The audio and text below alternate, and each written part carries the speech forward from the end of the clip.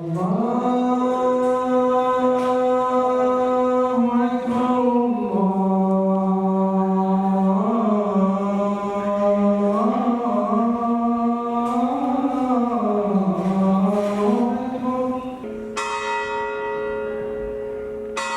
اور کلیسا کی یہ گھنٹیاں بارسلونا شہر کے مرکز میں واقع تاریخی گرجا گھر سانتا آنا سے سنائی دے رہی ہیں۔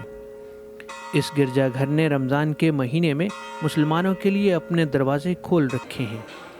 کرونا وائرس بحران میں روزہ داروں کے لیے مساجد، دکانوں اور ریستورانوں میں افطار کا اہتمام مشکل ہے۔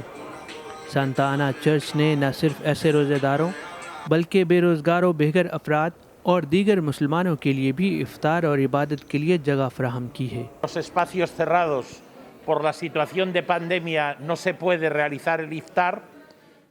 موجودہ کورونا بحران کے دوران بند مقامات میں اجتماعی سطح پر افطار کا اہتمام کرنا ممکن نہیں، لہٰذا ہم نے چرچ کے برآمدے اور کھلے حصے کو بے گھر افراد اور مسلمانوں کے لیے کھول دیا ہے۔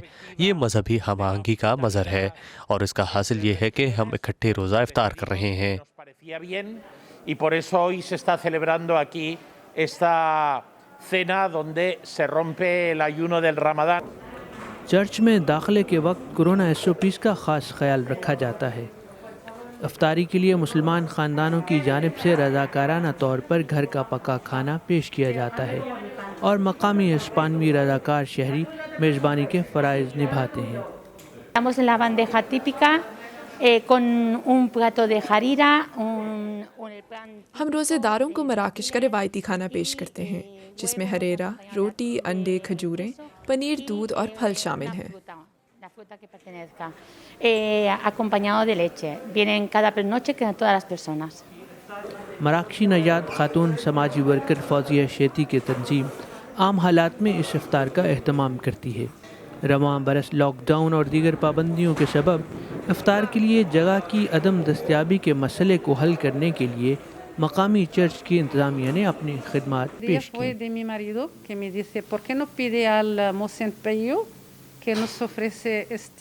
میرے شوہر نے مجھے مشورہ دیا کہ افطار کے لیے جگہ کے حوالے سے آپ فادر پیو سینچز سے بات کریں۔ میرے پوچھنے پر انہوں نے ہمیں یہ جگہ دے دی۔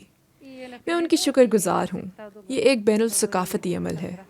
مذاہب ہمیں متحد کرنے کے لیے ہیں، جدا کرنے کے لیے نہیں، اور خدا کے سامنے ہم سب برابر ہیں۔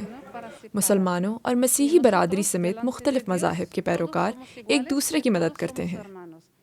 Los musulmanes ayudan a los cristianos ayudan a los musulmanes.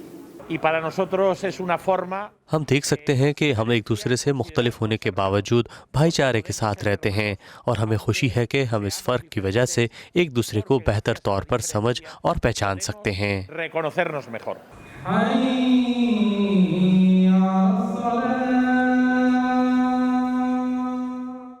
اہل بارسلونا اور اس افطار میں شامل لوگوں کا خیال ہے کہ بارسلونا کے ایک چرچ میں مسلمانوں کا اذان دینا، روزہ افطار کرنا بین الثقافتی اور بین المذاہب ہم آہنگی کی عمدہ اور خوبصورت مثال ہے۔ Hafiz Ahmed, DW Urdu, Barcelona, Spain.